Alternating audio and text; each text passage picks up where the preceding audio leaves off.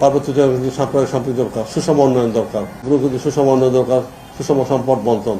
আর একটা কথা হচ্ছে কি, আপনারা কিন্তু খেয়াল করবেন, আমি কর্মকর্তাদের বলতে চাই, আপনারা কিন্তু খেয়াল করবেন, কাজগুলো আপনার ফেলে রাখবেন না ইন প্রপার টাইম। এটা তো আপনার নির্ধারিত বাধা আছে, মনে কতদিনের মধ্যে কোন কাজ শেষ করতে হবে, এটা তো আপনারা ভালো জানেন। আর হচ্ছে কি, আপনারা একটু সচেতন থাকবেন, এই যেটা কোনো ক্ষেত্রে কিন্তু অতিমাত্রায় আপনার উৎসাহ হবেন না, কোনো ক্ষেত্রে, সেক্ষেত্রে আপনার এগিয়ে যাবেন। যেগুলো বলতে গেলে কি, আপনার পার্বত্য চট্টগ্রাম বিষয়ক মন্ত্রণালয় এটা অবশ্যই উদ্যোগ নেবে।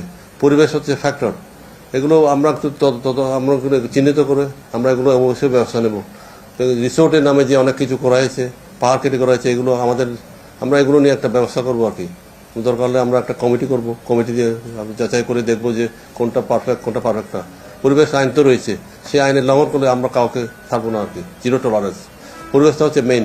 যেমন আমাদের হিল ট্র্যাক্স হচ্ছে পরিবেশ দিক দিয়ে ভেরি ইম্পর্টেন্ট প্লেস, ওখানে কিন্তু আপনার বনভূমির মধ্যে কিন্তু মেইন 8% আছে আর কি, যেটা দরকার। তো আমরা পরিবেশ রক্ষার জন্য আমরা কারোর সাথে কম্প্রোমাইজ করবো না।